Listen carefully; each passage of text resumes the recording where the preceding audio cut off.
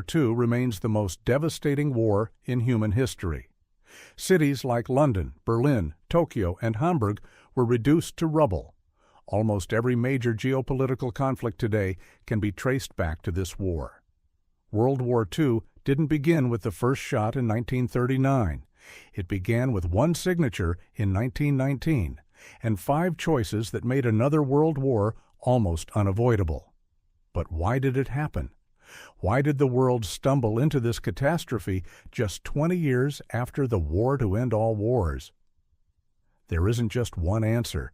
There are 5 glaring reasons. In this video, we're going deep on each one, from the signing of a flawed treaty to the secret pact that lit the fuse. Let's get into the complete story of why World War II started. Before we dive in, if you enjoy deep historical breakdowns like this, don't forget to like this video, subscribe to the channel, and share it with someone who loves history. Your support helps more people see content like this. 1. The Treaty of Versailles. Our story begins in 1919 when World War I ended and the Treaty of Versailles was signed. One clause, Article 231, placed full responsibility for the war and all its damages on Germany. That became known as the War Guilt Clause. France and Britain wanted Germany to pay a heavy price. They demanded 132 billion gold marks in reparations, around $33 billion at the time, or about 270 billion in today's money. Germany made its first payment in 1921, and shortly afterward, the country plunged into hyperinflation.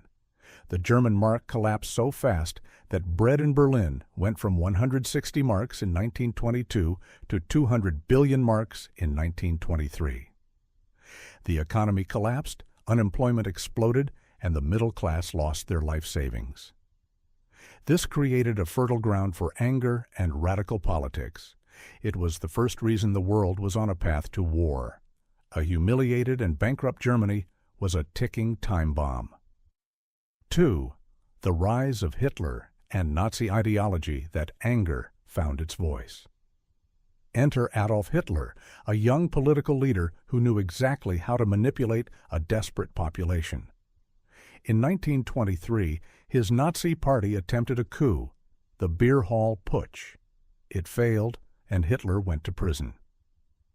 But that's where he wrote Mein Kampf, outlining his plans for Lebensraum, living space in the East, and his hatred for what he called Judeo-Bolshevism. He didn't hide his intentions. Over the next decade, propaganda intensified.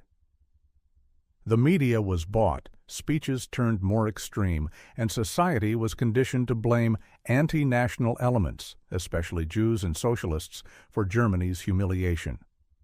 By 1933, Hitler was appointed chancellor. But it wasn't until August 1934, after the death of President Hindenburg, that he combined the roles and declared himself absolute Führer and dictator. Reason number 2 is crucial.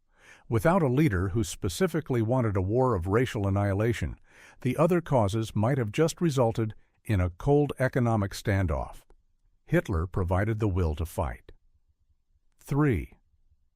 The Great Depression. Hitler's rise wasn't inevitable. In the mid-1920s, Germany was actually recovering. Then came reason number 3, the Great Depression. In 1929, the Wall Street crash sent shockwaves through the global economy. American banks called in loans to Germany. By 1932, 6 million Germans were unemployed. Many were homeless, and children were dying of hunger. In that chaos, people stopped voting for moderate parties and turned to extremists. In 1928, the Nazi Party had only 2.6% of the vote. By 1932, they were the largest party in the Reichstag, with over 37%. Economic despair is the jet fuel of fascism. Without the Great Depression, Hitler likely remains a fringe radical shouting in a beer hall. 4. The failure of appeasement. After seizing power, Hitler set out to build his dream, a racially pure German Reich. He openly violated the Treaty of Versailles by rebuilding the Air Force and expanding the army. But Britain and France did little to stop him. Why? Reason number 4, appeasement. In March 1938, Hitler annexed Austria in the Anschluss. Austrian Chancellor Schuschnigg was pressured by Hitler, and Nazi sympathizer Arthur Seyss-Inquart took over the Interior Ministry, paving the way for the invasion. Hitler's next gaze fell on Czechoslovakia's Sudetenland, where 3 million ethnic Germans lived. British Prime Minister Neville Chamberlain didn't want another war. He believed giving Hitler what he wanted would bring peace for our time. In September 1938, the Munich Agreement was signed. Britain and France handed over the Sudetenland to Germany. Hitler promised this was his last territorial demand in Europe. He lied. Less than 6 months later, in March 1939, he swallowed the rest of Czechoslovakia.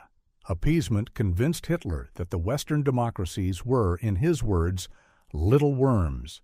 He now believed he could invade Poland without facing a serious fight from the West. 5. The Nazi-Soviet Pact, the fuse. There was one huge problem with invading Poland, the Soviet Union. Hitler hated communism and wanted to destroy Russia, but he couldn't fight a two-front war. This leads us to reason number 5, the Nazi-Soviet Pact. On August 23, 1939, the world was stunned. Nazi Germany and the Soviet Union, ideological archenemies, signed a non-aggression pact.